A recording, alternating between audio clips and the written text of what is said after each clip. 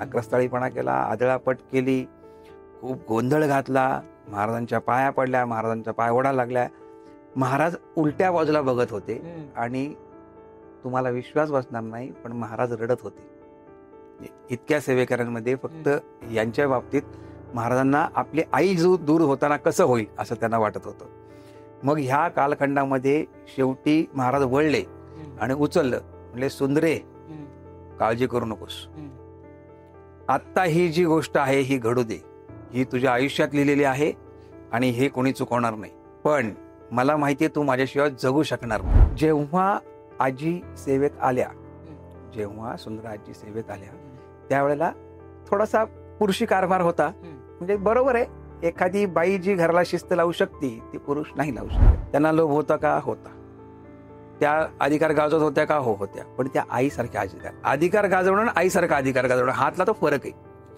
त्या इतर लोकांची थोडीशी ताडण करायच्या का, थोडंसं हे करायच्या का, हेळसांड करायच्या का? हो, हट्टी होत्या. स्त्री हट्ट होता.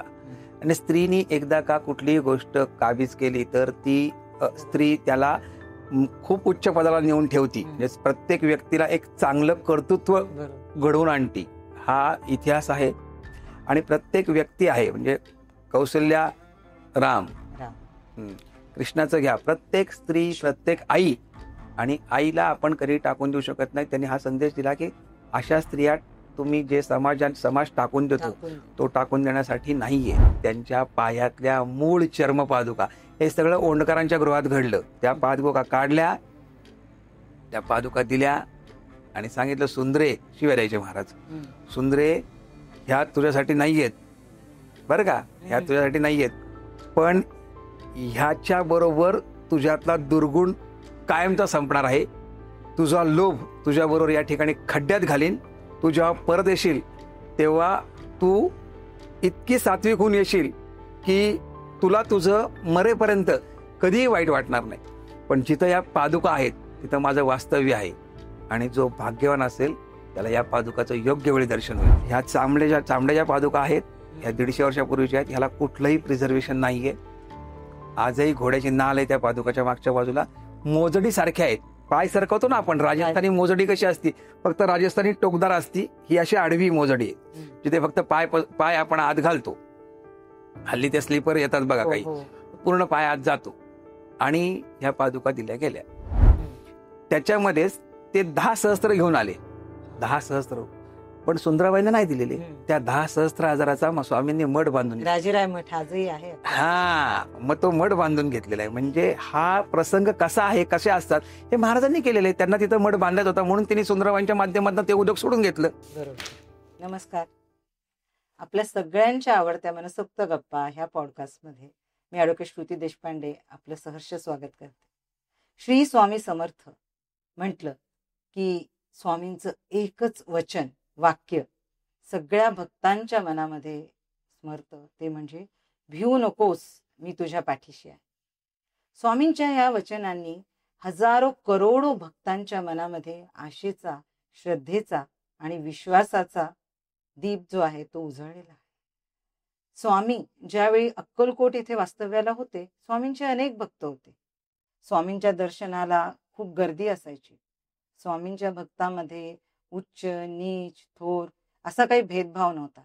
स्वामींचे काही प्रमुख भक्त होते, जसे की सोळप्पा, बाळप्पा. पण स्वामींवर ज्यांची सत्ता आणि अधिकार चालायचा अशा भक्त शिरोमणी म्हणजे श्रीमती सुंदराबाई काडगावकर या स्वामींच्या खूप जवळच्या भक्त होत्या. आणि श्रीमती सुंदराबाई काडगावकर यांचा उल्लेख केल्याशिवाय स्वामींचं चरित्र हे पुढेच जात नाही. तर सुंदराबाईंचं आयुष्य कसं होतं, त्यांचं बालपण कसं होतं, स्वामींनी सुंदराबाईंना प्रसाद पादुका दिल्यात आणि आत्मलिंग पादुकाही आज त्यांच्या वंशजाकडे आहेत. त्या पादुकांचं दर्शन आपल्याला कुठे घेता येईल, स्वामींनी देह ठेवल्यानंतर, अवतार कार्य समाप्ती केल्यानंतर सुंदराबाई पुढे कुठे होत्या आणि त्यांचं काय झालं, स्वामींची भक्ती आणि सुंदराबाई हे एक अतूट असं नातं आहे. तर ह्या सगळ्या स्वामींच्या लीलावरती ज्या सुंदराबाईंशी निगडीत आहेत, ज्या भक्त शिरोमणी स्वामींच्या खूप जवळच्या आणि लाडक्या भक्त असंच आपण म्हणू, तर त्यांच्या जीवनावर प्रकाश टाकण्यासाठी आज आपल्यासोबत श्रीमती सुंदराबाई काडगावकर यांच्या 5व्या पिढीतले म्हणजे त्यांचे खापरपंतू श्री श्रीपादजी पुरुषोत्तम काडगावकर मनसोक्त गप्पामध्ये आज आपल्यासोबत आहेत. त्यांच्याशी आपण चर्चा करणार आहोत. आपलं खूप खूप स्वागत श्रीपादजी. नमस्कार. सुंदराबाई म्हणजे स्वामीच्या भक्त शिरोमणी, खूप लाडक्या आणि जवळच्या भक्त, ज्यांना असं इतिहासामध्ये म्हणा किंवा स्वामी चरित्रामध्ये त्यांचा असा उल्लेख केला गेला की स्वामींना खूप धाकात आणि शिस्तीत ठेवायच्या. स्वामींचं एकही पान म्हणजे काय म्हणतो आपण, स्वामींची सत्ता असूनही ह्या ब्रह्मांडावरती सुंदराबाईंची सत्ता स्वामींवर होती असं म्हटलं जातं. तर सुंदराबाई या स्वामी भक्तीमध्ये कशा आल्या, त्यापेक्षाही अधिक प्रेक्षकांना हे जाणून घेण्याची उत्सुकता असेल की सुंदराबाईंचा जन्म कुठे झाला, माहेरचं त्यांचं आडनाव काय होतं आणि पुढे म्हणजे स्वामी चरित्रामध्ये त्या कशा रमल्या. नमस्कार. श्री स्वामी समर्थ. प्रथमतः धन्यवाद. आपण या ठिकाणी मला आमंत्रित केलं. आता थोडंसं मला विचारलेल्या पहिल्या प्रश्नाकडे, सुंदराबाई काडगावकर यांचं माहेरचं आडनाव यत्नाळकर. ते गावचे पाटील होते. त्यांचे वडील, भाऊ, त्यांचं आडनाव धोंडू पाटील. यत्नाळ हे गाव साधारणपणे अक्कलकोटपासून 10-12 किलोमीटरवर आहे. त्या ठिकाणी सुंदराबाई काडगावकर ह्या ज्या एक विभूती होत्या त्यांचा जन्म झाला. गावभर खूप मोठी जत्रा, पेढे वाटप. त्या काळात अनेक मुलं होत होती, अनेक राहत होती, अनेक जात होती. त्याच्यानंतरचा काळही तसाच होता. तथापि सुंदराबाईंचा जन्म झाला आणि घरामध्ये एक वेगळं चैतन्य निर्माण झालं. कालांतराने कलेकलेने सुंदराबाई वाढत गेल्या. थोडासा त्या काळात शिक्षणाचा अभाव होता. स्त्रियांनी शिक्षण घेऊ नये वगैरे अशी पद्धत होती. तथापि एक ब्राह्मण कुटुंब असल्यामुळं शिक्षणावर खूप मोठं महत्त्व असल्याकारणाने त्यांनी काही काळ शिक्षणही घेतलं. आवश्यक तेवढं. चुणूक खूपच होती, अतिशय हुशार आणि घरामध्ये प्रचंड मोठा आध्यात्मिक वारसा होता दत्त संप्रदायाचा. घरामध्ये अनेक दत्तांचे कार्यक्रम, गुरुचरित्र, पारायण, अनेक गोष्टी कायम चालू असायच्या.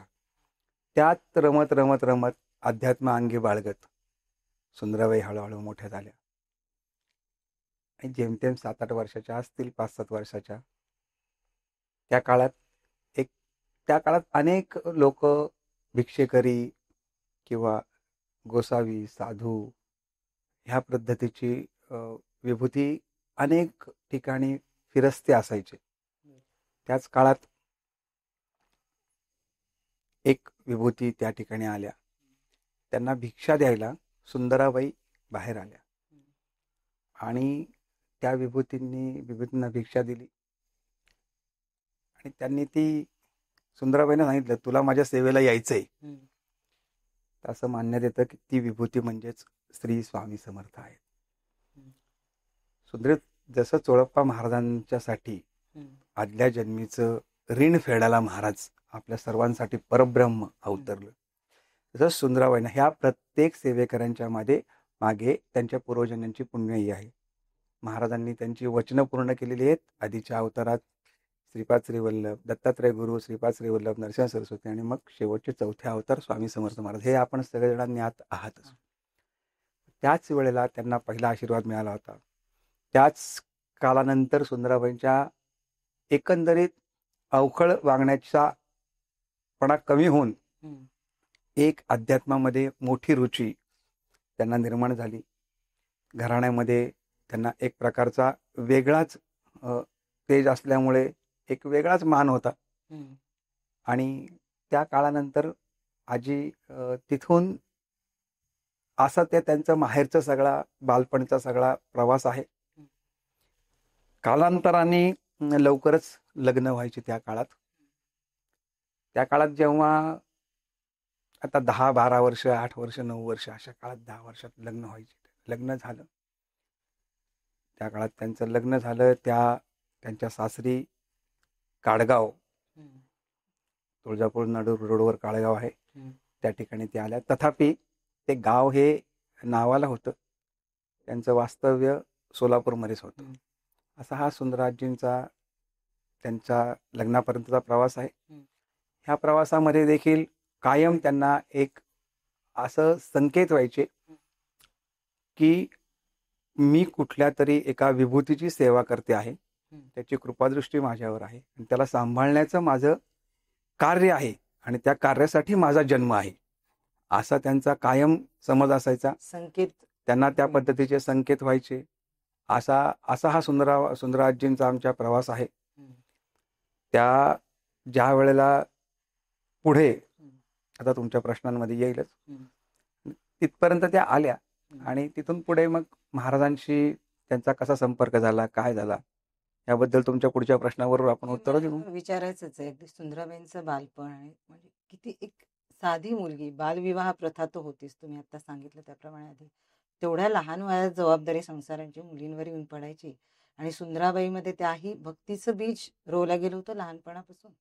अगदी पुढे तुम्ही जसं सांगितलं की काडगावकरांची, म्हणजे काडगावकर झाल्या ना सुंदराबाई, त्यानंतर ज्यावेळी काडगाव हे गाव आहे तुम्ही जसं सांगितलं, तिथे राहायला आल्यानंतर आणि पुढे जे येतंय मुख्य म्हणजे आता इतिहास आहे आणि स्वामी चरित्रामध्ये साक्ष आहे, तर सुंदराबाई काडगावकर आणि स्वामी यांची भेट कशी झाली आणि स्वामींकडे दर्शनाला जावं अशी त्यांना मध्ये म्हणजे आज्ञा म्हणा किंवा प्रचिती कशी आली आणि पुढे हा जो इतिहास घडला.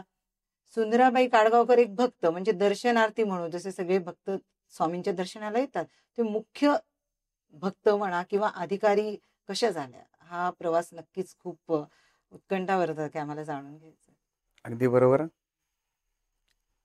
बघा कसं आहे की हा प्रवास अनेक लोकांना माहिती पण आहे, पण प्रत्येक वेळेला हा प्रवास जेव्हा मांडण्याची वेळ येते किंवा जे व्यक्ती मांडती किंवा जे सांगतात त्यावेळेला खूप छान आणि नवीन काहीतरी ऐकायला मिळतं. सगळ्यात महत्त्वाचा मुद्दा म्हणजे जे काय आतापर्यंत स्वामींची चरित्र, बखर ह्या ज्या काही लिहिल्या गेल्या, ह्याच्यामध्ये तो सागरासारखा वाढली असती बखर पण, स्वामी चरित्र पण प्रत्येकाचं, तथापि प्रत्येकाने ते संक्षिप्त करून लिहिलेलं आहे. त्याच्यामुळे सुंदराबाई काडगावकर यांचा इतिहास संक्षिप्त स्वरूपात सगळ्यांना माहिती आहे, तरी देखील प्रत्येक ठिकाणी महाराजांच्या बरोबर त्यांचं नाव आणि त्यांच्या नाव उल्लेख कायम आहे. या दरम्यानच्या काळात आजींचा जे भोग आहेत ते भोगून संपवायचे असतात. त्यांच्या वडिलांनी पण त्यांच्या भावांनी पण त्यांना हे शिक्षण दिले. त्यांचे वडील अकाली गेले होते, त्यांच्या भावांकडेच त्यांचा सांभाळ झाला. पण ते तेज जे होतं बालपणातलं, की जे कुठेतरी कुठल्या तरी विभूतीचं तेज आहे, हे कायम स्मरणात राहायचं. पण तरी देखील बघा, ही एक शिकवण घेण्यासारखी आहे की तुम्ही कितीही म्हणजे अध्यात्मामध्ये पुढे असा, तुमच्या ज्ञानामध्ये पुढे असा, तुमच्या अर्थामध्ये पुढे असा, जे भोग तुमच्या नशिबाला आहेत ते तुम्हाला भोगून संपवायचे. जसं मी मगाशी म्हणलं की पूर्वजन्मीची पुण्याई, तसेच ते पूर्वजन्मीचे ह्या जन्मीचे भोग तुम्हाला ते संपवावे लागतात. त्याच पद्धतीने आजींच्या आयुष्यात पण खूप घटना घडल्या. अकाली वैधत्व आलं, 2 मुलं पदरात, एक मुलगा पण अकाली गेला. एक मुलगा बरोबर घेऊन त्याचा काही कालावधी गेला, त्याचाही मृत्यू लवकर झाला, त्यांच्या सुनांचाही मृत्यू लवकर झाला. सगळ्या ह्या रामारगाड्यातनं आजींच्या पदरी महाराजांनी एक त्यांच्या इच्छेप्रमाणे नातू दिला आणि तो जो नातू आहे ते म्हणजे माझे आजोबा श्रीनिवास काडगावकर. ते आजींच्या जवळच होते, आजींनीच त्यांचा सांभाळ केला, कारण अकाली मृत्यू सगळ्यांचा आला होता. बघा, हे भोग आहेत, जे भोग आहेत ते भोगून संपवायचे. दरम्यानच्या काळात आजींच्या पायाला व्याधी झाली. हे सर्व ज्ञात आहे, पण तरी आपण सांगू. जी व्याधी झाली ती खूप मोठी होती. ती व्याधी बरी होत नव्हती. अनेक वैद्य, त्या काळात वैद्य होते, वैद्य वगैरे अनेक केले, अनेक मंत्र तंत्र केले, अनेक साधूंना दाखवलं गेलं, परंतु ते काही बरे होईना. त्याच कालावधीमध्ये एका जुन्या दत्ताच्या मंदिरामध्ये आजींना दर्शनाला गेलेलं असताना हे सांगण्यात आलं की तू अक्कलकोट इथे जा, तिथे एक सत्पुरुष आहेत, योगी पुरुष आहेत, गुरुतुल्य व्यक्तिमत्व आहे, त्यांच्याकडे त्यांच्या आशीर्वादाने तुझ्या पायाची व्याधी बरी होईल. बघा आजींचं किती हे होतं. त्या काळात विधवा स्त्रिया घरातून बाहेर पडत नव्हत्या. त्यांना खूप, परंतु महाराजांची इतकी जबरदस्त त्यांच्या पाठीशी ताकद होती की त्या कधी डगमगल्या नाहीत. त्यांनी मग ठरवलं, आपलं गाठोडं बांधलं कपड्यांचं, एक नातू बरोबर त्याला कडेवर घेतलं, काय 2-3 वर्षाचा असेल नातू, आणि त्यांनी अक्कलकोटला निघाल्या. आणि अशा पद्धतीने त्या अक्कलकोट स्वामी समर्थ महाराजांच्या चरणी आपण आपली व्याधी दूर करावी म्हणून आल्या. महाराजांना पाहता क्षणी त्यांना हे जाणवलं की लहानपणी जो भिक्षा द्यायला साधू आला होता आणि तुला माझी सेवा करायची आहे म्हणला होता, ती व्यक्ती हीच होती. हे जेव्हा त्यांना जाणवलं तेव्हा त्यांच्या शरीराचा थरकाप झाला. त्यांनी गाठोडं नातू खाली ठेवला आणि लांबूनच महाराजांना लोटांगण घातलं, कारण त्यांनाही त्यावेळेला कल्पना नव्हती. त्या सोहळ्या होत्या. बाकीच्या म्हणजे विधवा स्त्रियांना जनरली त्या काळात जसा अपमानास्पद वागणूक होती तशी मानाची पण वागणूक होती. त्यांना कोणी शिवत नव्हतं. त्या सोहळ्या म्हणत होत्या प्रत्येक वेळेला, तुम्हाला ते माहिती पण असेल. आणि त्यांना ते महाराजांचं रूप बघितलं. कालांतराने थोडा वेळ गेला, मग त्या रडायच्या थांबल्या. मग त्यांना बाकीच्यांनी जवळ म्हणजे सांगितलं, अशा अशा पद्धतीने हे आहे. ते सेवेकऱ्यांमध्ये मुख्य म्हणजे सर्वश्रेष्ठ सेवेकरी म्हणजे चोळप्पा महाराज. कारण का तर त्यांच्यासाठी महाराज अक्कलकोटमध्ये अवतरले. त्यांनी जी काय सेवा केली होती त्या सेवेचं फळ म्हणून महाराज अक्कलकोटमध्ये आले. आता ह्या सगळ्या गोष्टींच्या मधनं त्यांना महाराजांपर्यंत नेण्याचं कार्य चोळप्पा महाराजांनी केलं. ते सर्व ज्ञात आहेच.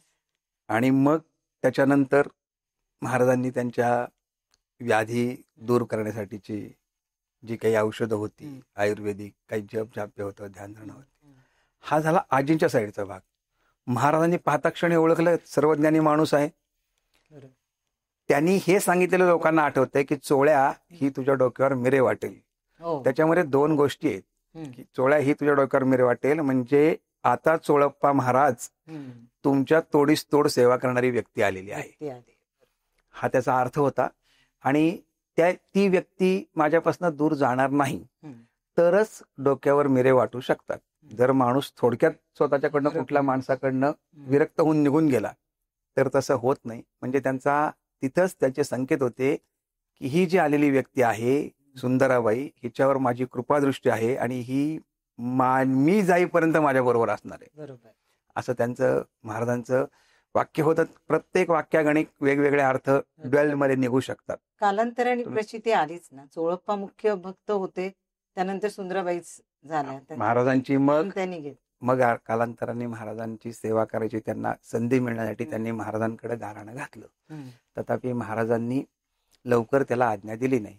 आता हा इतिहास कोणाला माहित नाही की त्याच्यानंतर आजींनी व्रत वैकल्य, महाराजांसाठी जप, त्यांची ध्यानधारणा, त्यांना छान वाटावं किंवा त्यांना त्यांच्या सहवासात आपल्याला राहता यावं म्हणून अनेक उपक्रम केले.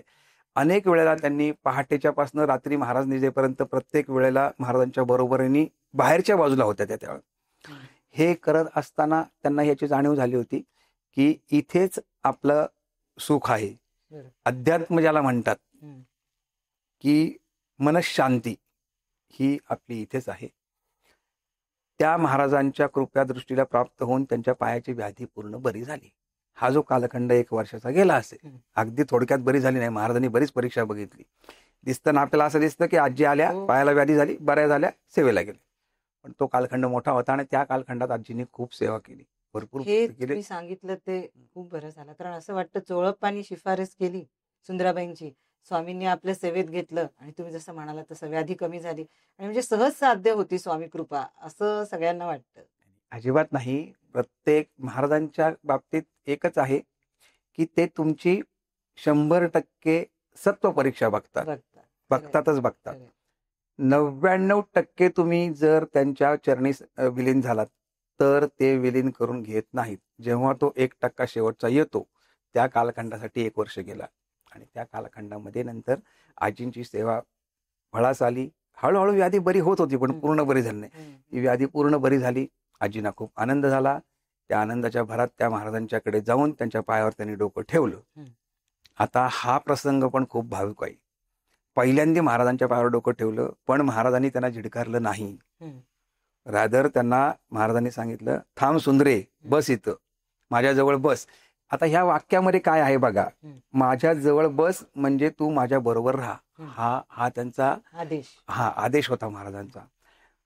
आजीनी 2 दिवस विचार केला, गाठोडं भरता भरता 2दा सोडलं आणि एका रात्री आजीना दृष्टांत झाला म्हणा, काही म्हणा, संकेत झाले आणि त्या दुसऱ्या दिवशी सकाळी महाराजांपुढे आल्या. चोळप्पा महाराजांना म्हणल्या की मी सेवा करू शकते का, मी पण महाराजांची सेवा करू शकते का. आता त्या सोहळ्या होत्या, स्वयंपाक पाणी उत्कृष्ट येत होत्या, चुणूक भरपूर होती, खूप हुशार होत्या आणि सोळवळ त्या काळात होतं खूप. महाराज स्वतः सोळवळ नाही जास्ती पाळायचे, परंतु देवासाठी आपण सोळवळ पाळणं गरजेचं आहे. देवाने सोळवळ पाळायला पाहिजे असं नाहीये. हा सगळ्यात महत्वाचा फरक आहे. देवानी कसं वागावं, संतांनी कसं वागावं, गुरूंनी कसं वागावं, हा तो त्यांचा प्रश्न आहे. त्यांची कृपेस आपण प्राप्त होण्यासाठी त्यांची जेवढी काळजी घेता येईल तेवढी घ्यावी. मग पूर्वजांची पुण्याई, चोळप्पा महाराजांची कृपा, महाराजांची कृपादृष्टी, महाराजांचे त्यांना दिलेले मिळाले, आपली प्रत्येक कृती ही महाराजांच्या आज्ञेने होणार हे आजी चांगलं जाणून होत्या. आणि मग चोळप्पा महाराजांनी सांगितलं की तुम्ही पण सेवेत राहत जा. तेव्हा महाराज बोलले, हसले, बोलले, पण तो महाराजांना हे माहिती होतं की ह्या जे काही आहे हे पूर्वजाच्या पुण्याईनी यांना हे मिळणारच आहे. अशा पद्धतीने महाराजांच्या सेवेत त्या रुजू झाल्या. बऱ्याच गोष्टी आजपर्यंत महाराजांच्या अनेक ठिकाणी तुम्ही पाहिल्या आहेत, ऐकल्या आहेत, अनेक हे आहेत. मी पहिल्यांदाच सांगितल्याप्रमाणे यांना ही माहिती देण्याचा आदेश आल्याशिवाय ही माहिती यांच्यापर्यंत ही पोहोचली नाही. यांच्या माध्यमातून प्रेक्षकांपर्यंत आणि स्वामी आदेश म्हणून असा हा आजींचा तिथपर्यंतचा प्रवास होता. आता मालिकामध्ये पण बरेच लोक पाहत असते वगैरे. आता आजींचा प्रवास तिथपर्यंत महाराजांच्या सेवेपर्यंतचा झाला.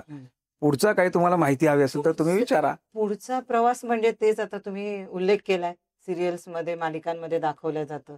तर सुंदराबाईंचं पात्र असं रंगवलं जातं किंवा असा उल्लेख येतो.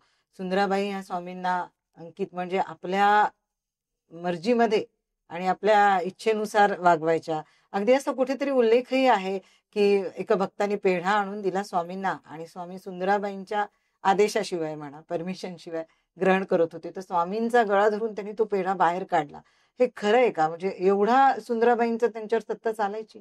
हो हो, ह्यातल्या सगळ्या गोष्टी तंतोतंत खऱ्या आहेत. फक्त त्याच्या मागची कारणं किंवा त्याच्या मागे काय उद्देश असू शकेल याचा एक थोडासा वेगळ्या पद्धतीने विचार व्हायला पाहिजे किंवा विचार आहेत, तुम्ही तिथे प्रेक्षकांपर्यंत पोहोचलं पाहिजे. सगळ्यात महत्वाचं आहे ना, बाळप्पा, चोळप्पा, देवमांडेदार, श्रीपाद भट, कानफाट्या, भुजंगा, अनेक भक्त महाराजांचे आहेत. यांचं अनालिसिस आपण करण्याचा आपल्याला किंचित अधिकार नाही, कारण ते कुठेतरी कृपेस पात्र होते म्हणून ते महाराजांच्या सेवेत होते. आता दुसरा मुद्दा, जेव्हा आजी सेवेत आल्या, जेव्हा सुंदरा आजी सेवेत आल्या त्यावेळेला थोडासा पुरुषी कारभार होता. म्हणजे बरोबर आहे, एखादी बाई जी घराला शिस्त लावू शकते ती पुरुष नाही लावू शकत. पण त्या सगळ्यांनी त्यांच्या मनाप्रमाणे त्यांच्या जेवढं जमेल तेवढी सेवा छान करत होते. पण आजी आल्यानंतर आजीने अनेक गोष्टी थोड्या बदलल्या. त्याच्यामध्ये आता बऱ्याच ठिकाणी तुम्ही ऐकलं पण असेल, मग महाराजांना झोपायची वेळ, महाराजांना उठायची वेळ, महाराजांची जेवायची वेळ, महाराजांची आंघोळीची वेळ, ह्या सगळ्या गोष्टीला त्यांनी एक शिस्त लावली.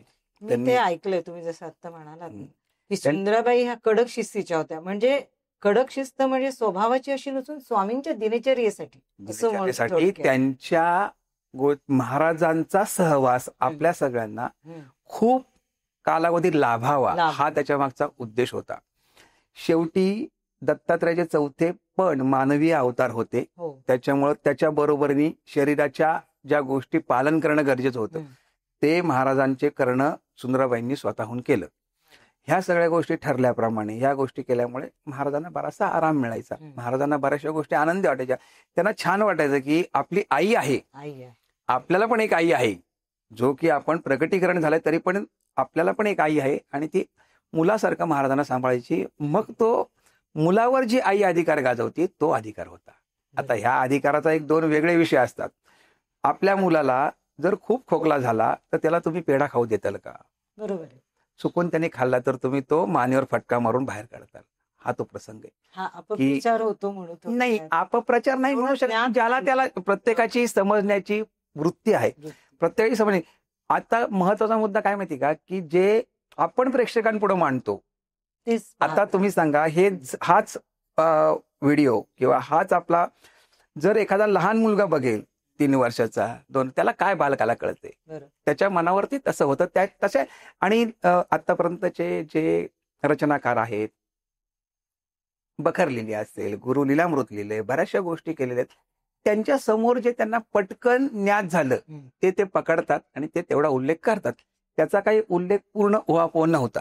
जसा पेढा काढला तेव्हा ठीक आहे, पेढा काढला, महाराजांना परत त्यांनी पाणी प्यायला दिलं वगैरे, पण दिसताना हे माहित नव्हतं की महाराजांना त्यावेळेला खोकला होत होता किंवा महाराजांना काही ज्वर होता. महाराज कधी कधी, आता तुम्हाला एखादा प्रसंग आठवत असेल, म्हणजे आपण फार त्याच्या खोलात जाऊ नये, पण सांगतो की एकदा चोळप्पा महाराजांच्या घरात महाराज बाजेवर लोखंडी कॉटवर झोपले होते. कॉट टापली होती, एवढा त्यांना ज्वर झाला होता, आजार झाला होता.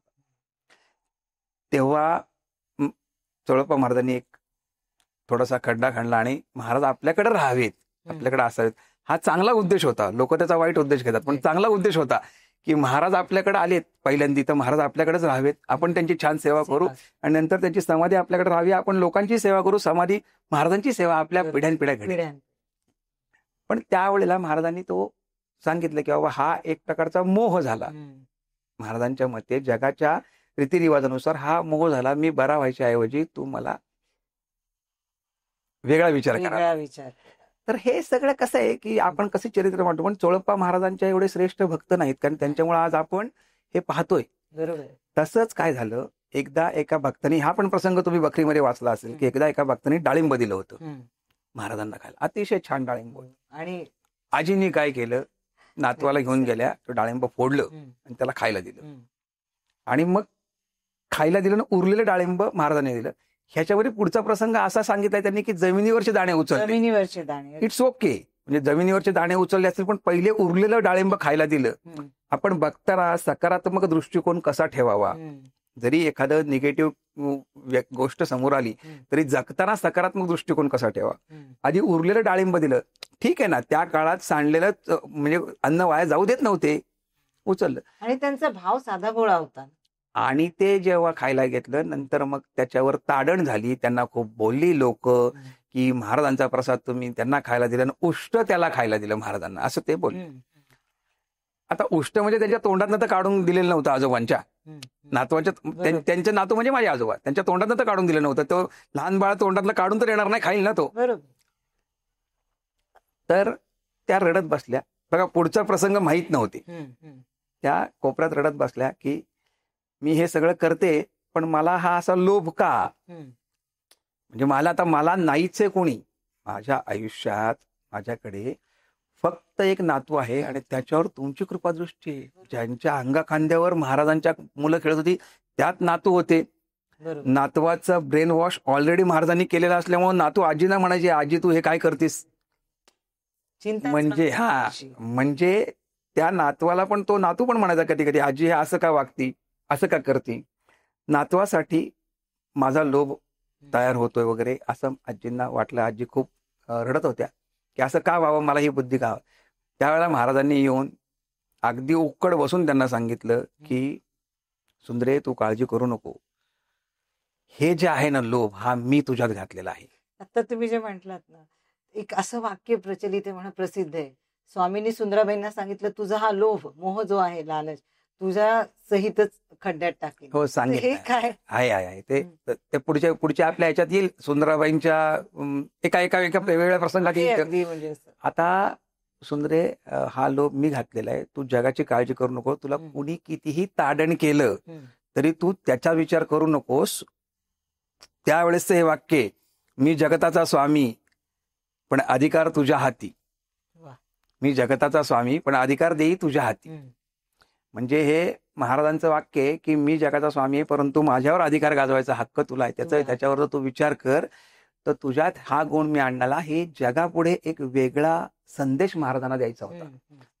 म्हणजे हे जे आहे ही तुझी शबरीची उष्टी बोरं आहेत हे मी जाणतो, बाकीच्यांनी जाणा नाही तर नाही जाणं. किती सुंदर असं महाराजांनी सांगितलं. खरंय. तू काळजी. मग आजी त्याच्यानंतर आजींना त्यांच्या लोभाबाबत अगदी मरेपर्यंत कधीही त्रास झाला नाही. हाच तो डाळिंबाचा प्रसंग अर्धा सांगितलाय, अर्धा राहिलाय. तो मी पूर्ण केलाय. माहितीच नाही तो मी पूर्ण केला. ते पण आज तुमच्या माध्यमातून महाराजांच्या आज्ञेने सांगायला मिळाला म्हणून मी तुम्हाला सांगितलं की हे असा. आणि जो जगताचा स्वामी आहे त्याला कळत नाही का? तुम्ही मला सांगा, काम, क्रोध, लोभ, मोह, मद आणि मत्सर अशी हे षड्रिपू आहेत. महाराजांची जर तुम्ही नीट अभ्यास केला तर चोळप्पा महाराजांना अकारण मोह झाला, सुंदराबाईंना कारण नसताना लोभ झाला, कानफाट्या भयंकर क्रोधी होता, काम, क्रोध, मोह. त्याच्या श्रीपाद भट्टांना मत्सर होता. त्यांनी बघा हे लोक खूप चांगली होती, ही त्यांच्या सानिध्यात होती, महाराजांची कृपादृष्टी होती, परंतु महाराजांनी हे आपले षड्रिपू भोवती जमा केले होते. आणि जगाला हा संदेश देण्यासाठी की जेव्हा पांडुरंग किंवा परमेश्वर तुमच्या पुढे उभा असेल आणि तुमच्या अंगामध्ये जर का समजा या षड्रिपूंपैकी कुठलाही एक रिपू टिपेला गेला, कुठलाही एक रिपू, तर तुम्हाला त्याचं महत्व कळणार नाही. म्हणजे आपला प्रत्यक्ष पांडुरंग आपल्या बरोबर आहे तर त्याच्यातलं जे सत्व तुम्हाला घ्यायचंय ते कळणार नाही. पण तुम्ही भाग्यवान आहात, सगळे मायावर आहात, तुमची पूर्वजांची पुण्याई आहे, या जन्मीची पुण्याई आहे म्हणून तुम्हाला बरोबर केलं. एक असा विषय आहे की त्या सगळ्यांनाही महाराजांनी सेवेतनं दूर केलं होतं. काही काळ शेवटच्या वर्षावर महाराजांनी सेवेतनं सगळ्यांना दूर केलं होतं. चोळप्पा महाराजांचा तर महाराजांनी वाक्यच सांगितलं होतं की तुला आधी खड्ड्यात घालीन, नंतर तर चोळप्पा महाराजांचं थोडंसं महाराजांच्या आधी निधन झालेलं आहे. हा, आणि त्या पद्धतीने सुंदर. आणि हे सगळ्यात शेवटी कानपाट्या जेलमध्ये घातलं होतं. असं ते म्हणजे असं ते तुरुंगात डांबलं होतं. गोष्टीकडे आपण येऊ सुंदराबाईंच्या म्हणजे जेलचं जे आहे याच्यामध्येच हा विषय आहे की त्यांना ते सुंदरा आजींना त्यांनी ते असा सगळा मोह विह हे सगळं त्यांनी केलेली हे आहेत षड्रिपू वगैरे त्यांनी तयार केले. हे सगळे भक्त अत्यंत कंट्रोलेबल आहेत. या सगळ्या भक्तांवर प्रचंड महाराजांची कृपादृष्टी आहे. जो माणूस प्रत्यक्ष पांडुरंगाच्या स्वामींच्या सेवेत आहे तर त्याला अधोगती आणि लोभमोह तो कसला खरं आपण जे म्हणतोय ती लीलाच होती स्वामींची म्हणून थोडक्यात, जी आपल्याला म्हणजे सर्वसामान्यांना कळत नाही. आणि खरंय तुम्ही आता जे सांगितलं खूप सुंदर असं सुंदराबाईंचं वर्णन की म्हणजे या सगळ्या दुःखातून त्या काळामध्ये ज्यावेळी पतीचं निधन व्हायचं, हा स्वातंत्र्यापूर्वीचाच काळ, ब्रिटिशांचाच काळ होता. आणि स्त्रियांची कशी मानसिकता होती, त्यांना कशी बंधनं होती हे आपण सगळे जाणतो. आणि भारतामध्ये किती त्यांच्यावर म्हणजे थोडक्यात म्हणून की अन्यायही व्हायचाच. सगळ्या समारंभामध्ये भाग घेता यायचा. स्वामींनी सुंदराबाईंना जवळ करून एक असाही संदेश दिला की स्त्री पुरुष हा भेद नाही. बरोबर. आणि कुणी विधवा झालं म्हणून ती स्त्री दोषी असते असं नाही. म्हणजे प्रत्येक पुरुषाला, प्रत्येक माणसाला, प्रत्येक जीवाला सेवा करण्याची संधी आहे. जसं खारुताईंनी पण सेवा केली रामाची. प्रत्येक जीवजंतूला पण सेवा करण्याची संधी आहे. हा फार मोठा संदेश आहे. तुम्ही अगदी बरोबर बोललात की हा फार मोठा संदेश आहे की एक विधवा स्त्री परमात्म्यावर सेवेकरी होत्या, सेवेकरी म्हणून त्या गणल्या जाऊ लागल्या. बऱ्याच त्यांच्या हातून ह्या गोष्टी आहेत का, तर हो आहे. त्यांना लोभ होता का, होता. त्या अधिकार गाजवत होत्या का, हो होत्या. पण त्या आईसारख्या अधिकार गाजवणं, आईसारखा अधिकार गाजवणं हातला तो फरक आहे. त्या इतर लोकांची थोडीशी ताडण करायच्या का, थोडंसं हे करायच्या का, हेळसांड करायच्या का, हो हट्टी होत्या. स्त्री हट्ट होता. आणि स्त्रीनी एकदा का कुठलीही गोष्ट काबीज केली तर ती स्त्री त्याला खूप उच्च पदाला नेऊन ठेवती. म्हणजे प्रत्येक व्यक्तीला एक चांगलं कर्तृत्व घडवून आणती. हा इतिहास आहे. आणि प्रत्येक व्यक्ती आहे म्हणजे कौशल्या, राम, कृष्णाचं घ्या, प्रत्येक स्त्री, प्रत्येक आई. आणि आईला आपण कधी टाकून देऊ शकत नाही. त्यांनी हा संदेश दिला की अशा स्त्रिया तुम्ही जे समाज टाकून देतो तो टाकून देण्यासाठी नाहीये. त्या प्रत्येक व्यक्तीला जगण्याचा आणि आनंद घेण्याचा. सुंदराजींचा आनंद होता की महाराजांची सेवा करून त्या महाराजांना वारंवार हेच म्हणायचे की माझा देह तुमच्या बरोबर न्या. सुंदरे ते भाग्य तुला नाहीये, ते चोळ्याला आहे म्हणायचे. ते तुला नाहीये भाग्य, पण तू भाग्यवान आहेस. बघा हे अनेक गोष्टी आहेत महाराजांच्या ज्या खूप अभ्यासात्मक आहे. ह्या पूर्व पारंपरा चालत आलेल्या आहेत. माझ्या पिढ्यानपिढ्या बऱ्याच गोष्टी आम्ही घरात चर्चा होत असताना त्या गोष्टी माहिती आहेत सगळ्या. कारण शेवटी इतिहास हा त्या काळातल्या लोकांच्याकडूनच पुढे येतो.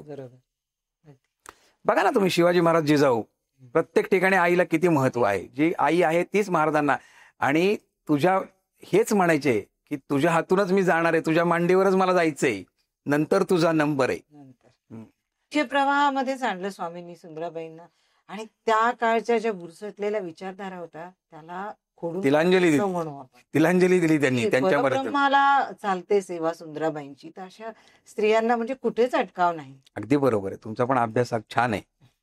धन्यवाद. सगळी स्वामी कृपाच म्हणू आपण.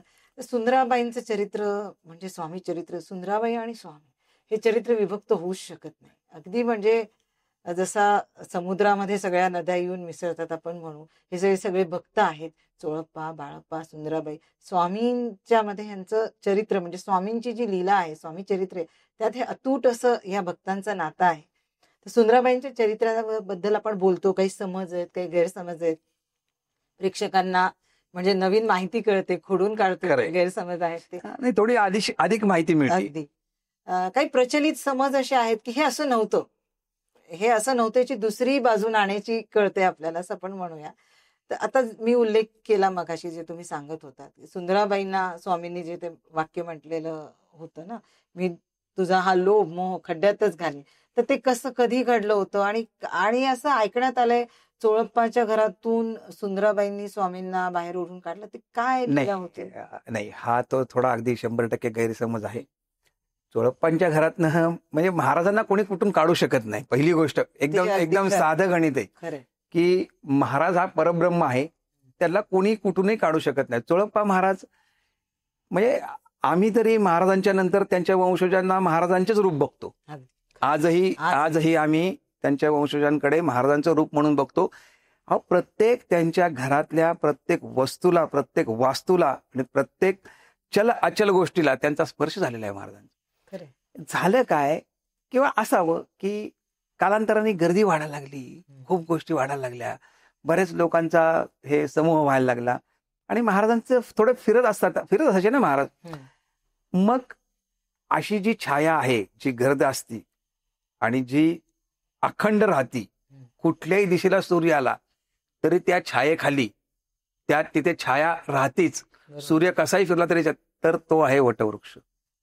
तुम्ही अनुभवा, वटवृक्षाकडे तुम्ही कधीही जावा, तशी माझी छाया कायम तुमच्यावर राहील. ह्या उद्देशाने महाराजांनी ते ठिकाण ठरवलं आणि ते स्वतः तिथे गेले. चोळप्पा महाराजांच्या घरातून महाराजांना काढण्याचे अधिकार कोणाचेच नव्हते, कारण ते स्वतःहून त्यांच्या घरात आलेले होते. तिथे महाराज आले, तिथे राहिले. मग वटवृक्षाखाली महाराजांचं एक निवासस्थान झालं. ते अनेक वेळेला चोळप्पा महाराजांच्या घरी यायचे, परत तिथे राहायचे. सगळ्यांना सुकर झालं दर्शन घेणं स्वामी. म्हणजे ती जी म्हणजे थोडासा जागा, हे महाराजांची लीला. आणि सगळ्यात महत्वाचा हा संदेश की वटवृक्षाच्या स्थळी बैसले माझे सद्गुरु स्वामी, द्यावया विश्वाला सुखशांती. विश्वाला सुखशांती देण्यासाठी हे स्वामी महाराज वटवृक्षाच्या खाली आले. पण ते तिथंच राहिल्यास ते कधी परत चोळप्पा महाराजांकडे जायचे यायचे, हा कालखंड चालूच होता, असं काही नाहीये. आणि भरपूर तिथे सेवेकरी पण झाले, त्यांच्या सोयी झाल्या, त्यांनाही खोल्या मिळाल्या, त्यांचे कवाड म्हणायचे आपण, नाही का, झोपडी कवाड, ती कवाड प्रत्येकाला मिळाली. जसं सुंदराजींच्या घरातनं सगळं काढून टाकलं, त्यांना ते पुढे येईल आपल्या ह्याच्यात, तर ते कवाड प्रत्येकाला मिळाली. असं ते प्रत्येक जणांची सेवा झाली.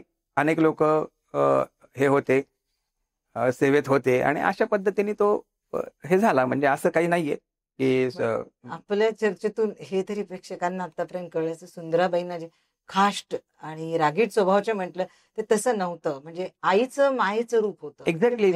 म्हणतो ना की जसं आईचा हक्क महाराजांवर होता, मग त्याच्यासाठी आई सगळ्यांशी भांडायची.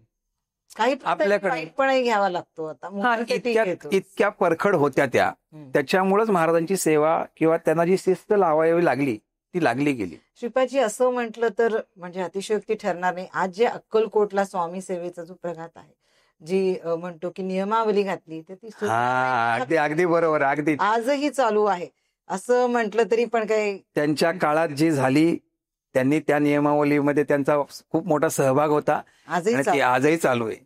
अगदी तशी. आणि हो, अगदी व्यवस्थित चालू आहे. आणि आजही जे काही महाराजांची तिथे सेवा करतायत, कुठल्याही ट्रस्टचे असू देत, खाजगी मठ असू देत, काही असू देत, त्यांचं फार मोठं पुण्य आहे. हे पुण्य कुठेही मोजमाप करता येणार नाही. एखाद्याच्या व्यक्तीचं निगेटिव्ह अनालिसिस करायला म्हणजे असं काहीच लागत नाही. बरोबर. पण त्या निगेटिव्ह मध्ये पॉझिटिव्ह काय आहे हे बघायला तुमच्याकडे अध्यात्म लागतं.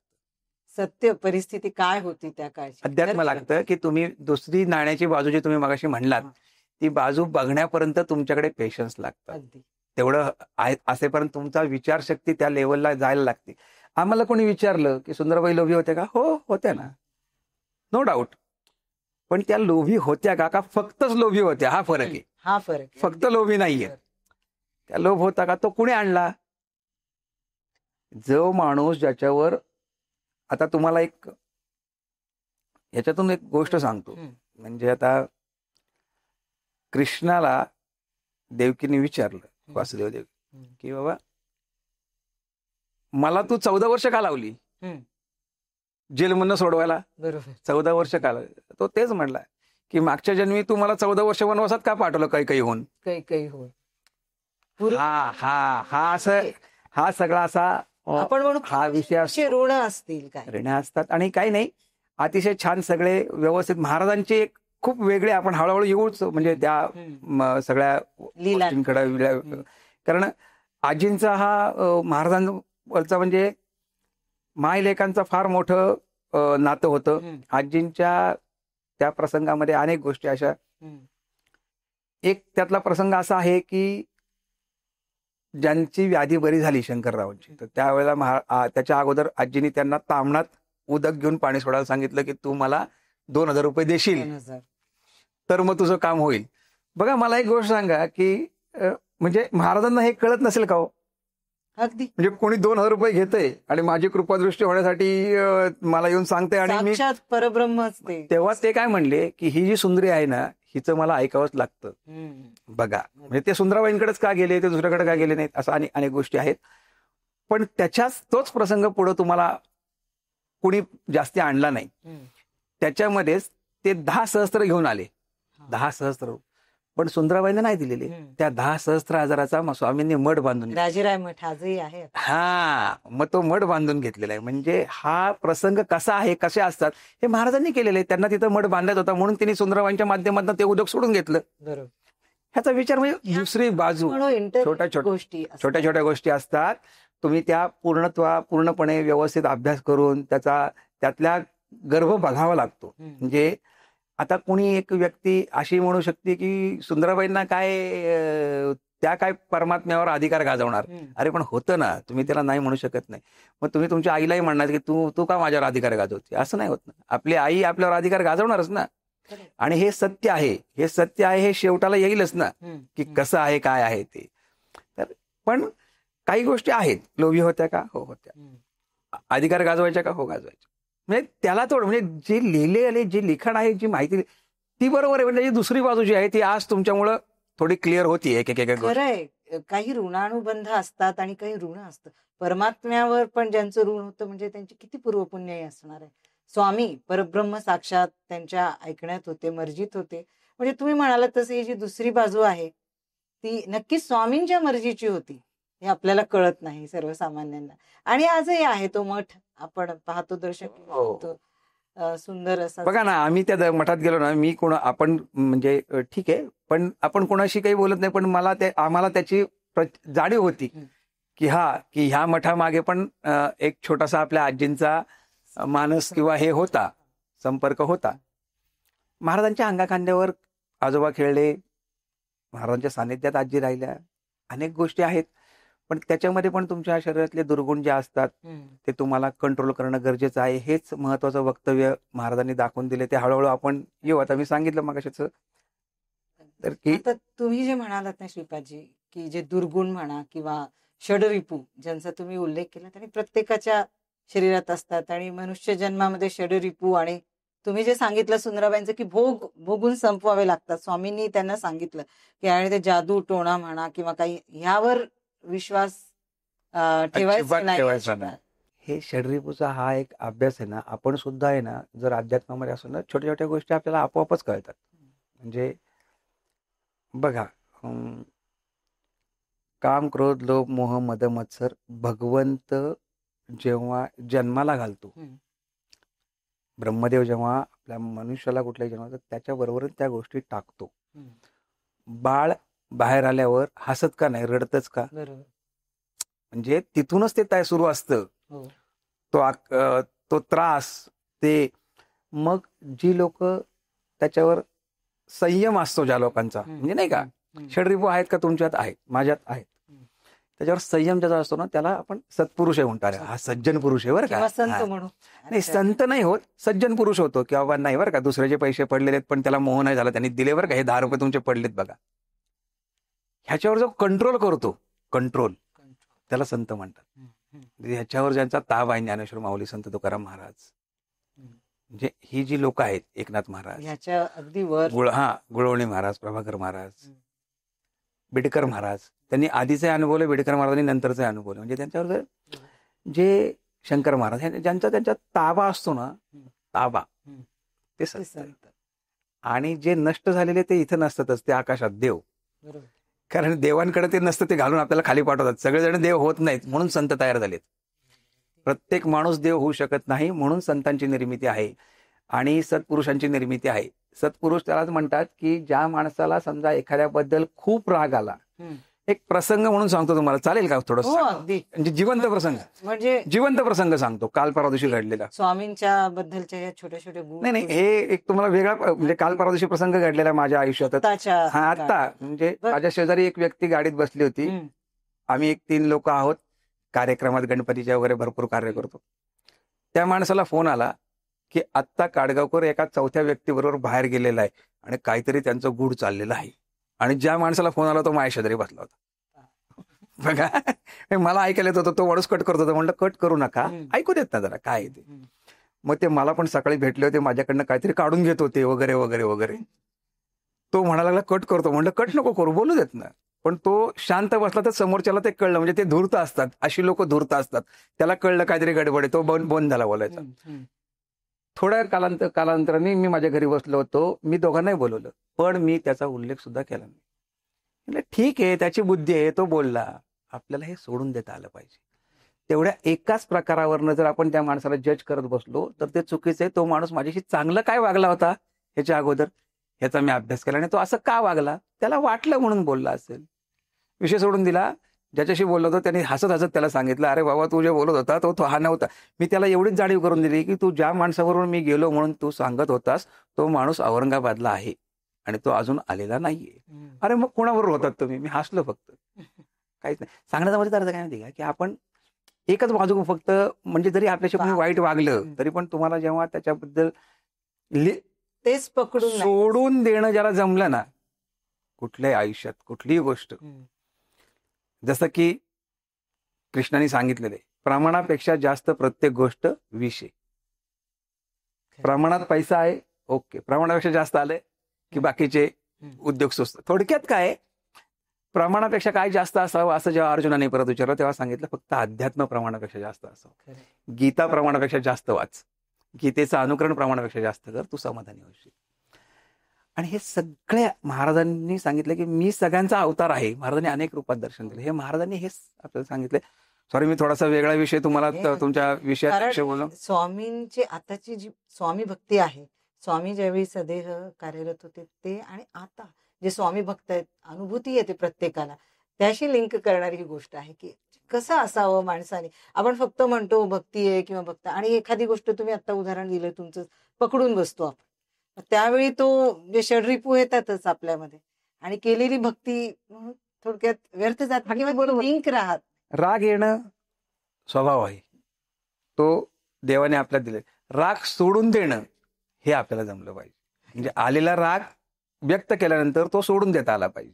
सुस्वभाव म्हणू त्याला. हा, सत्पुरुष म्हणतो आपण त्याला, सुस्वभाव. अगदी बरोबर वाक्य, सुस्वभाव. असा हा विषय आहे बराच. आणि आयुष्यात असे अनेक प्रसंग घडत असतात, आपल्या प्रत्येकाच्या घडतात. फक्त तुमचा त्याच्याकडे बघण्याचा तो दृष्टिकोन हवा. आपल्या आजूबाजूला सिनियर सिटीजन भेटतात, काही भेटतात. म्हणजे आता माझे वडील ज्यांनी आजोबा म्हणजे जे महाराजांच्या अंगाखांद्यावर खेळले त्यांचा मुलगा पुरुषोत्तम, त्यांनी ज्यांच्यावर 20 वर्ष 25 वर्ष सहवास लावला, ते पण मला नेहमी सांगायचे की एक दिवसाने तुझ्या आधी जन्मलेला माणूस जो असेल तो नक्की एक दिवसाने अनुभवी जास्त असतो. त्याच्यामुळे त्याला ते महत्व दे. त्याच्यापेक्षा तुला जास्त ज्ञान आहे हे कुठले आधुनिक युग काय आत्ताच आहे असं नाही हो. पूर्वीपासून आधुनिकता चालूच आहे की. टाक होता, पेन आला, टंकलेखन आलं, पेन लेखन आलं, टाईप रायटिंग आलं, हळूहळू. म्हणजे असं काही नाही आधुनिकता आजच आलेली आहे. थोडी वाढली असेल परंतु तरी देखील एक दिवस जर एखादी व्यक्ती जास्त आधी जन्मलेली असेल तर ती नक्कीच तुझ्यापेक्षा जास्त अनुभवी आहे. त्याच्यामुळं give the respect to him and take the opportunities, positive waves from them. बरोबर आहे अगदी. श्रीपादजी, सुंदराबाईंबद्दल बऱ्याच म्हणजे गोष्टी होत्या, अपप्रचार होतात, ते खोडल्या जातात आता. सुंदराबाई म्हणजे कसं आईचं हृदय होतं आणि आई जशी मुलाला म्हणजे कधी रागवते, वेळ प्रसंगी अंजारते गोंजारते रागवते, तर त्या दृष्टीने त्यांचा राग होता.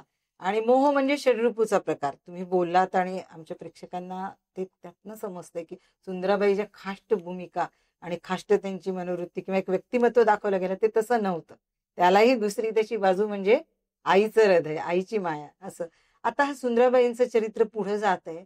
त्यामध्ये सुंदराबाई अक्कलकोटमध्ये रमल्या, मुख्य भक्त होत्या आणि स्वामींवर त्यांचा अधिकार होता, अधिकारी व्यक्ती त्या झाल्या. त्यानंतर अशी एक वेळ आली की स्वामींनी सुद्धा अडवलं नाही, सुंदराबाईंची कारकीर्द संपली असं स्वामी चरित्रात म्हटलं जातं आणि त्यांना जेलमध्ये टाकलं गेलं. तर तो प्रसंग काय होता? बरोबर आहे. ह्या सगळ्या गोष्टींमध्ये काय झाले की महाराजांनी प्रत्येक काम, क्रोध, लोभ, मोह, मद, मत्सर म्हणजे 6 भक्त त्या सगळ्यांना सेवेतनं दूर केलं. महाराजांचा उद्देश काय होता की सेवेतनं दूर केल्यानंतर तुम्हाला मान, मरात, पैसा, अडका हे सगळं मिळेल, पण मनशांती आणि सुख मिळेल का नाही याचा अभ्यास करा.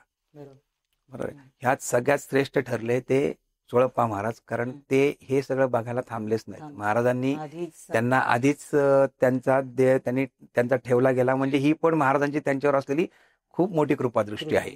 म्हणजे ते किती महत्वाचे भक्त होते. आता विषय कसा आहे की कानफाट्याला काही कारणाने क्रोधी होता, त्याला जेलमध्ये घातलं, श्रीपाद भटांना दूर केलं, असे बरेच सेवेकरी त्यांनी सेवेतनं दूर केले. आता आपण मगाशी म्हणलं सत्पुरुष किंवा तसे बाळप्पा महाराज होते. काम, क्रोध, लोभ, मोह, मद, मत्सर ह्याच्यावर ताबा होता त्यांचा. म्हणजे त्याच्यावर त्यांचा संयम होता, त्याच्यावर संयम होता, त्यांचा संयमी व्यक्तिमत्व होतं आणि महाराजांच्या पुढे विलीन झालेलं व्यक्तिमत्व होतं. तर बाकीच्या सगळ्यांना सेवेतनं दूर करता करता करता शेवटी सुंदराजी राहिल्या.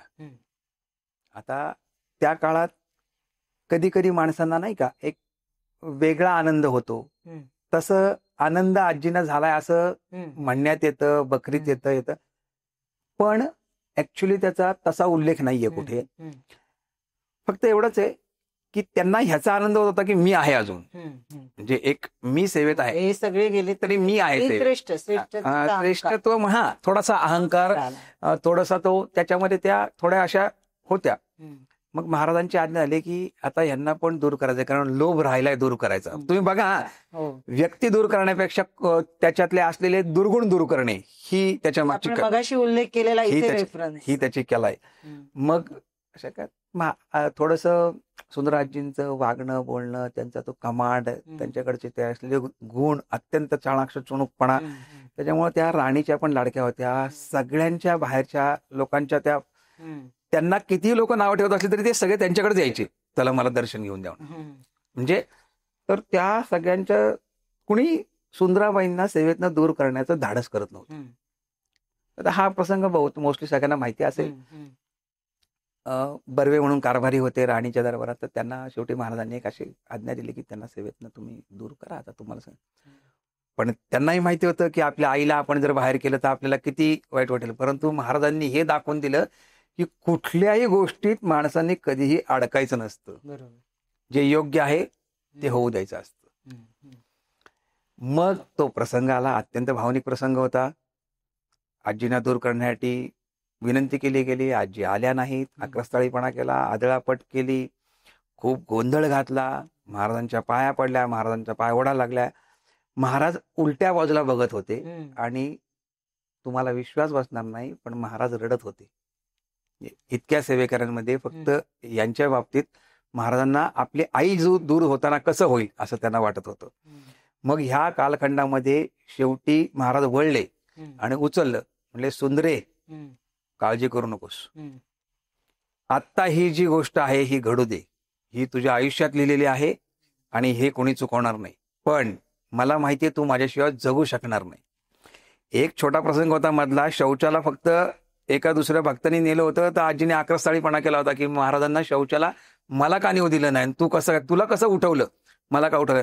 सांगण्याचा मध्येच अर्थ की आजी त्यांच्यापासून विलीन होऊन राहू शकणार नाहीत, हे त्यांना माहित होतं. मग तुमचा हा प्रसंग सगळ्यात महत्वाचा आहे. त्यांनी त्यांच्या पायातल्या मूळ चर्मपादुका, हे सगळं ओंडकरांच्या गृहात घडलं, त्या पादुका काढल्या, त्या पादुका दिल्या आणि सांगितलं सुंदरे, शिव्या द्यायचे महाराज, सुंदरे ह्या तुझ्यासाठी नाहीयेत बरं का, ह्या तुझ्यासाठी नाहीयेत, पण ह्याच्या बरोबर तुझ्यातला दुर्गुण कायमचा संपणार आहे. तुझा लोभ तुझ्या बरोबर या ठिकाणी खड्ड्यात घालीन.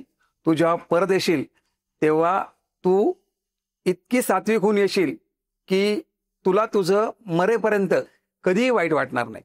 पण जिथं या पादुका आहेत तिथं माझं वास्तव्य आहे आणि जो भाग्यवान असेल त्याला या पादुकाचं योग्य वेळी दर्शन होईल. पण ह्या पादुका सांभाळायला तुझ्या नातवाकडेच द्यायला लागतील तुला.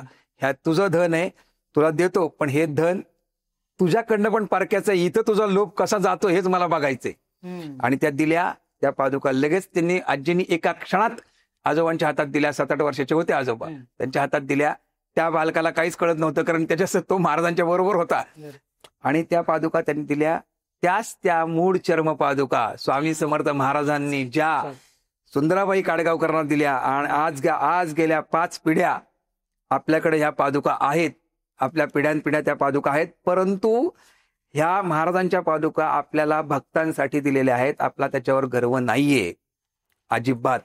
आणि त्या पादुका आजोबांना दिल्या गेल्या आणि आजींना सांगितलं की आता तू जा सुंदरे, तुला परत यायचंय. तर आजींना त्यातलं बाकी काहीच कळत नव्हतं. मी आता आयुष्यात तुमच्या दरवाजाची पायरी चढणार नाही म्हणल्या. मला हाकलून देताना तुम्ही का बरं मला हाकलून दिलं, मी असं काय केलंय. आणि मग तो प्रसंग भावूक होता. त्यांच्या ते म्हणजे नाही का, पोलीस शिपायांकडनं जे झालेली कारवाई होती त्या पद्धतीने त्यांच्या घरातनं सगळं सामान सुमान काढलं. बरंचसं काय, म्हणजे हे सत्य आहे सगळं, हे ह्या चूक काहीच काय नाही, हे सत्य आहे. जे काय राहिलं असेल ते फक्त एवढंच नाही, 4 आण्याचं 12 आणे झालं असेल तर माहित नाही मला कुठं दाखवताना, पण ते ठीक आहे, प्रसंग योग्य आहे, बरोबर आहे. परंतु आजी त्या निघाल्या तिथून आणि अत्यंत भावुकपणे शेवटी आजींनी महाराजांना एक साष्टांग दंडवत घातला बाहेर येऊन. आणि त्या निघाल्या आणि त्यांच्या डोक्यात एकच होतं, सुंदरे तुझ्याबरोबर तुझा लोभ खड्ड्यात घालीन आणि तुझ्या पिढ्यानपिढ्या मी निस्वार्थी सेवा करून घेईन. खरंय हे वाक्य. आणि जिथे या पादुका आहेत तिथं माझं वास्तव्य आहे. असा विचार आला की त्या पळत यायच्या परत आजोबांकडे, पण हे तुझं धन नाही म्हणलं की परत जा. म्हणजे हे आठवलं ना त्यांना की त्यातनं बाहेर पडल्या.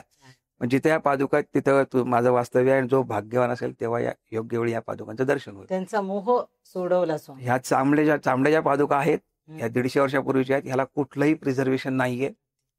आजही घोड्याची नाल आहे त्या पादुकाच्या मागच्या बाजूला. मोजडी सारख्या आहेत.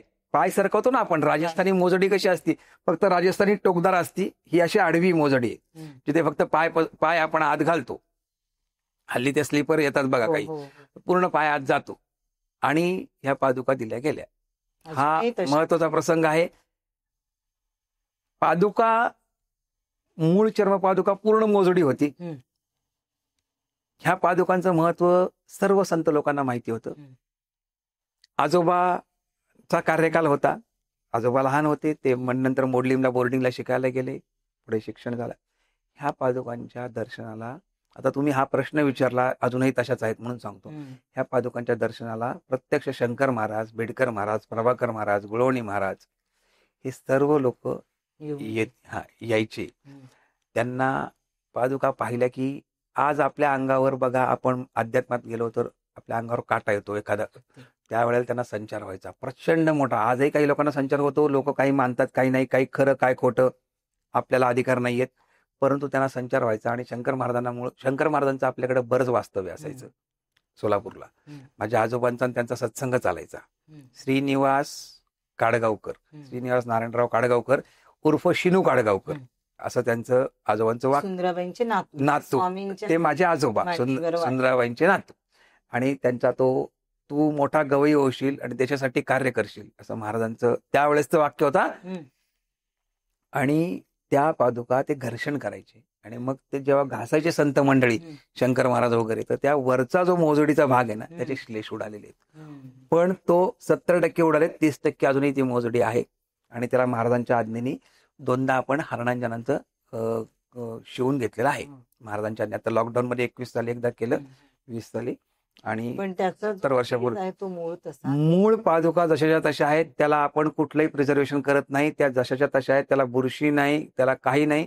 आजही त्या पादुकाला प्रिझर्वेशन न करता कधीही तुम्ही दर्शनाला आलात आणि पादुका उघडल्या गेल्या तर आजही कस्तुरी, चंदन आणि हिना अत्तर ह्याचा सुवास येतो. ते महाराजांचं वास्तव्य आहे, अस्तित्व आहे. साक्षात स्वामी जिथं या पादुका तिथं माझं वास्तव्य आहे ह्याची प्रचिती येते. नुसत्या पादुकांचं दर्शन आपण आता पादुका पाद्यपूजनाची थोड्या काही गोष्टी आहेत अजून, तुमच्या प्रश्नांवर मी उत्तर देतो. अशा पद्धतीने आजींना दूर केलं गेलं. जेव्हा सेवेतनं दूर केलं तेव्हा आजी पुन्हा माहेरी गेल्या, सासरी आल्या नाहीत. यत्नाळ त्यांचं माहेर होतं, कारण सासरी कोणी नव्हतं. मग पाटील, धोंडू पाटील होते त्यांचे भाऊ, त्यांच्याकडे त्या गेल्या यत्नाळला. मग सुंदरे कुठे? सुंदरीला एकदा बोलवणं धाडलं, 2दा बोलवणं धाडलं, 3दा बोलवणं धाडलं. मी काही येणार नाही. प्रत्येकाला सांगायच्या, जाऊन सांगता त्यांना की तुम्ही मला हाकलून देता, तुम्ही काय करत होता. शेवटी महाराज स्वतः अंबारी घेऊन त्यांना आणायला गेले. त्यानंतर थोड्या काही कालावधीत महाराजांचा निर्वाण प्रसंग आला आणि त्या प्रसंगाला महाराज आधी पण त्यांना म्हणले होते की तुझ्या हातून पाणी पिल्याशिवाय मी मरणार नाही. शेवटचं पाणी, शेवटची खीर आजींच्या हातून घेऊन तिथंच त्यांनी मान टाकली. असं म्हणतात आजींच्या खांद्यावरच मान टाकली, पण आजींनीच शेवटचं प्राशन दिलं.